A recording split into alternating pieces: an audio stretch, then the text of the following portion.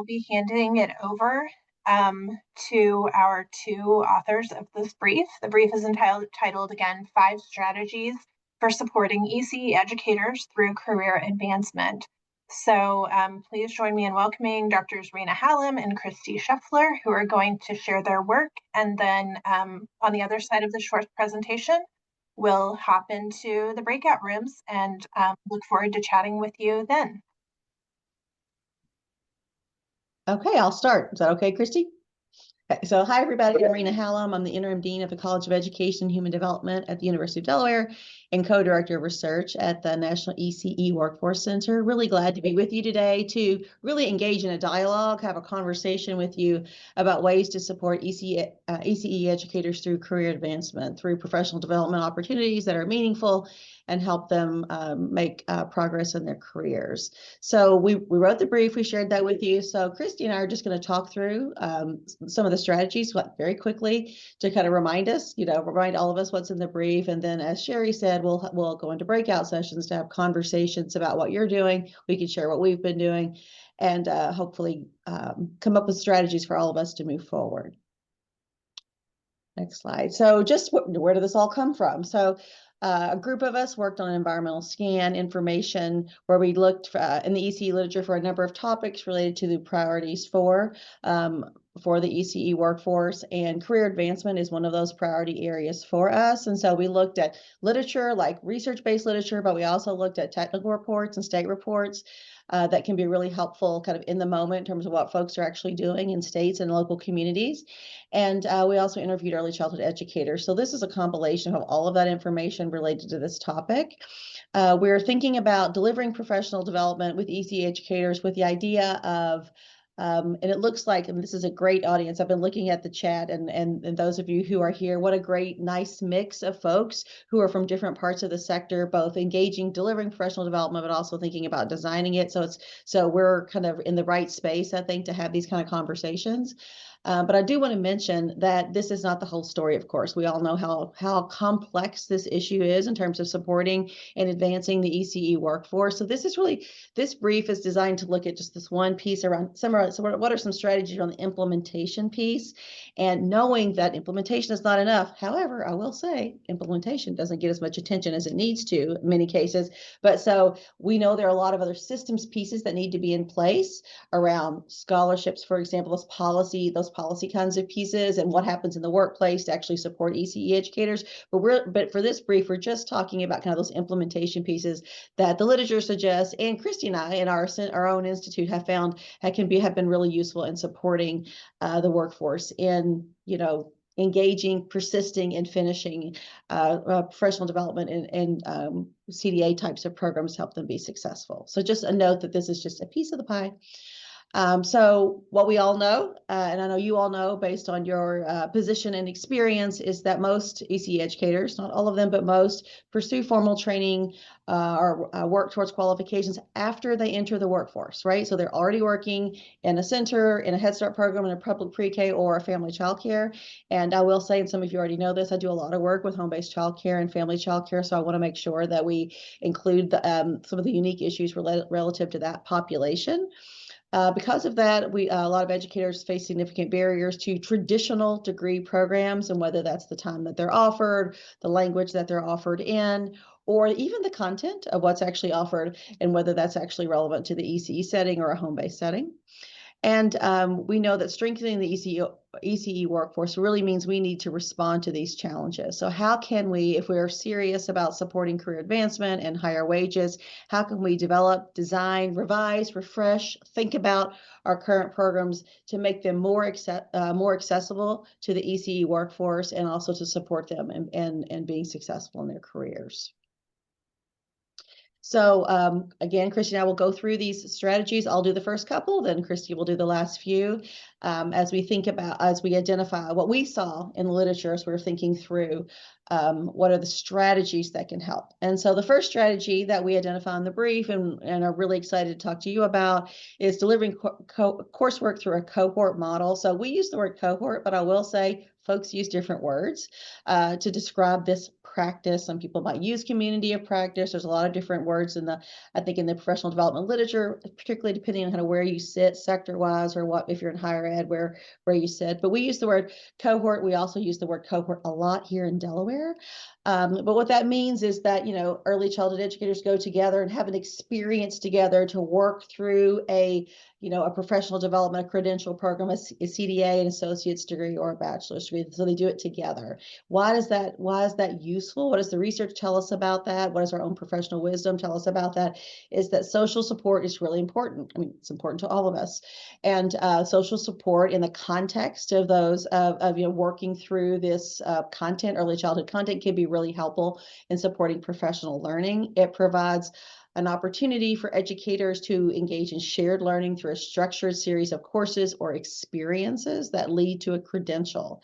It promotes collaboration and a sense of belonging, and it helps strengthen professional growth and increases confidence, all the good stuff we know that happens. And I will say this can happen in a lot of different ways. So it can happen, I know it's that in some models, it can be like a center, a couple of teachers from, 2 or 3 centers come together, and they have this also the center identity, this workplace identity, along with a group coming together to have the experience. But it can also work from all different places. So my experience in this is mainly with family childcare, and have done a lot of work with family childcare educators, each coming from their own unique program, but of course, many of them isolated during the day, and then working together through a particular professional development experience. So helpful for all, it's found to be helpful for all early childhood educators, and particularly for family childcare. Integrate job embedded coaching. So this I think is tricky, because I think many of our degree programs, and I can say this being one who helps deliver one, we tend to be a little bit more traditional in our delivery of content. But what we found is that if coaching or building on the practice that you're experiencing in your work environment can be incorporated into the coursework, into the professional learning, that it is more authentic and meaningful for the workforce, for the participants who are in that experience. So because it allows them to go back to their center the next day or to their family childcare program and try out a literacy lesson, for example, right? Or try out, if it's an administrator, try out a strategy. So the idea that you can use and build on their experiences, and then again with the cohort model, share those experiences. In an associate's degree program that we're recently developed and are now just starting to deliver, we're launching in the fall here at the University of Delaware. We're really thinking about helping educators videotape their practice, for example, as a part of that experience, and using that even as part of their kind of homework for the classes. So it gives the instructor, the professional development instructor, the higher ed, the college instructor to give feedback that's relevant to the course content, as well as the teacher's experience in his or her work environment. And so you can try something out, try that out. It also requires trained coaches with ECE expertise. And so that really just gets to the idea of how thinking about designing programs, how do we do that? So is it a CDA opportunity that also has a coach that goes into programs, and then you can do it that way? Is it a college course where the coursework includes opportunity for some kind of observation, either through directly going to a center, but also through video? I think we could use technology a whole lot better, right, in terms of helping improve practice in that way. So we're not suggesting that one way is any better than the other, but the idea that what happens in that person's workplace is connected to the course content, and the instructor provides some support and coaching on that kind of triad, that way of thinking about it, helps family child care educators, early childhood teachers, center-based educators to persist and really apply the content in a meaningful way. All right, I'll jump in here. Okay, I was gonna say, I think I'm handing it over to Christy now. Sure. So our third recommendation, our third recommended strategy, is to offer content in flexible ways. This strategy is recognizing that a common barrier that current ECE educators face in advancing their qualifications is related to the fact that they're often already employed in the field. needing to balance furthering their education against demanding work schedules, family responsibilities, things like that. So with those in mind, it's essential to deliver or offer content in a variety of flexible ways.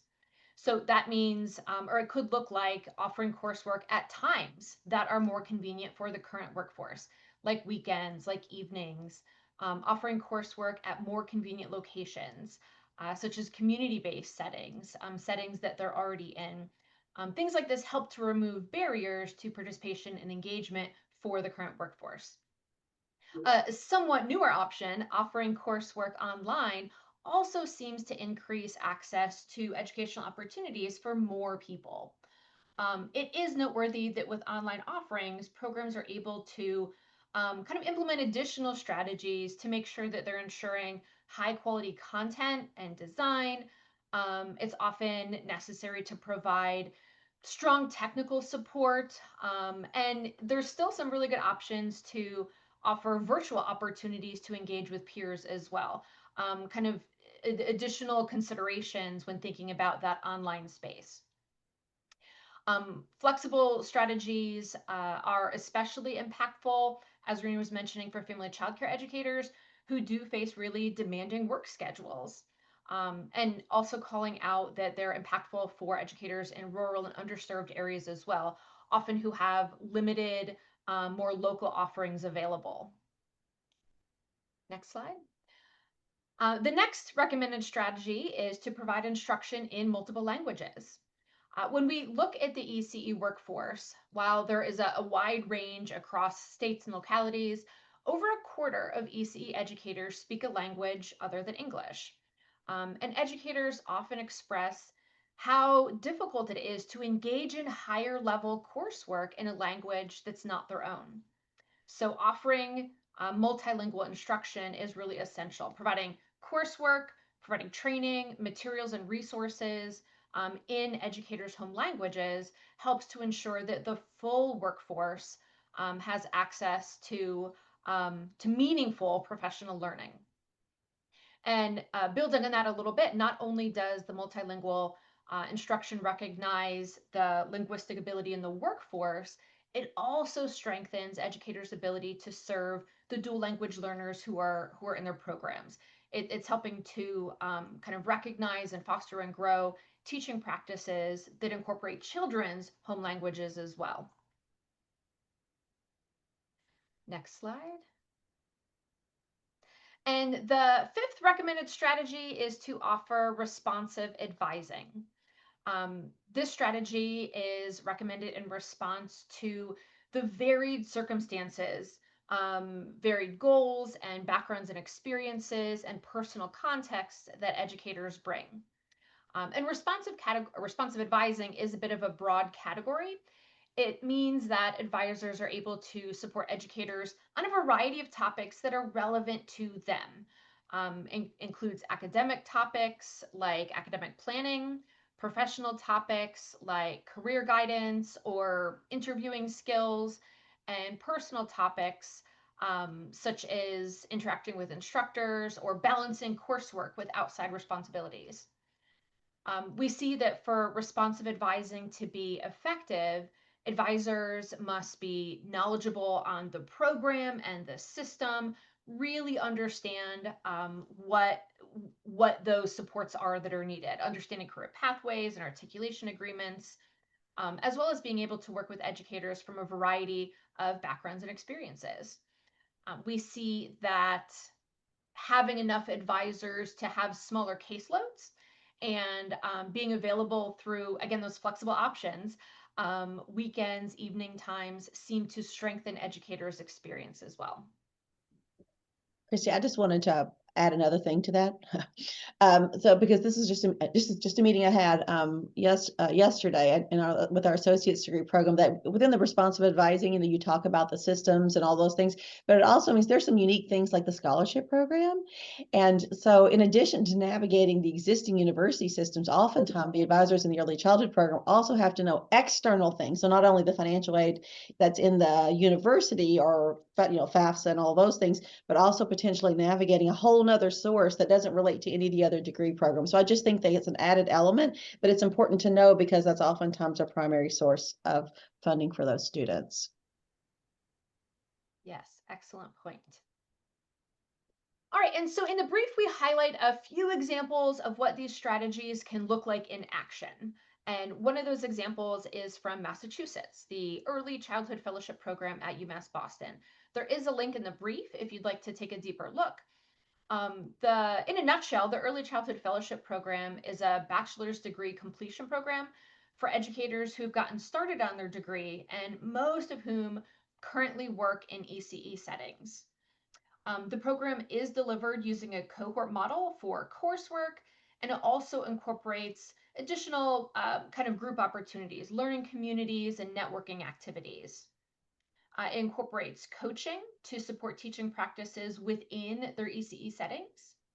It offers coursework in a variety of flexible ways. There's options of day, evening, or Saturday classes, online classes, even classes taken through a week-long intensive experience.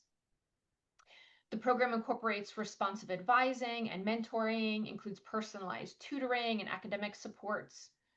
And through looking at a bigger level, through funding partnerships with the City of Boston and private foundations, it also includes or fully covers tuition and fees, as well as provides a stipend each semester to pay for expenses associated with attending school, things like school supplies or childcare, transportation, things like that.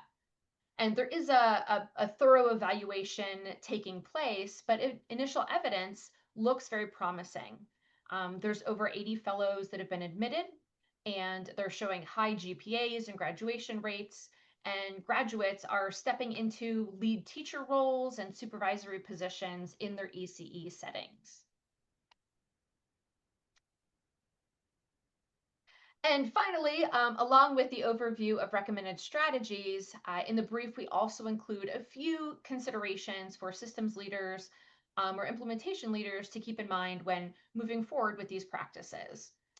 So for instance, if you're planning to implement one of the outlined strategies specifically to support the current workforce, it's important to consider questions like, have you engaged with and heard from current educators in ECE? Are they from a variety of settings across different educational backgrounds to make sure you're really understanding their needs?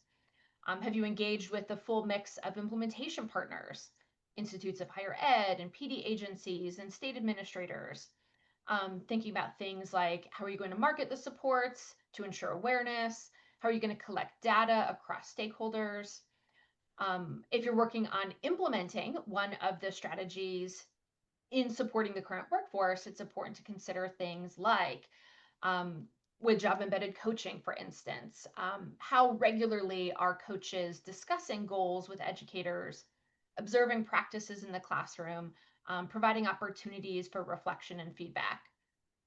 For responsive advising, how are advisors staying up to date on available resources and supports in their program as well as within the system? Do they have what they need to support educators? And when studying, if you're studying one of the outlined strategies supporting the current workforce, you can consider questions such as, who is participating with the support strategies? Are you seeing differences in either participation or in outcomes across employment settings, across location, across participant demographics? And then thinking about, what are the facilitators of educator success and how do we capitalize on them? And what are the barriers that educators are experiencing and how can they be addressed? So these are just a few examples of questions and considerations for systems leaders and for implementation partners to think about, making sure to ensure that the strategies that are being developed and implemented are meeting the needs of the current workforce. There are, of course, many different questions that can be asked, data points that can be monitored and used to strengthen the ways that educators are supported in your context.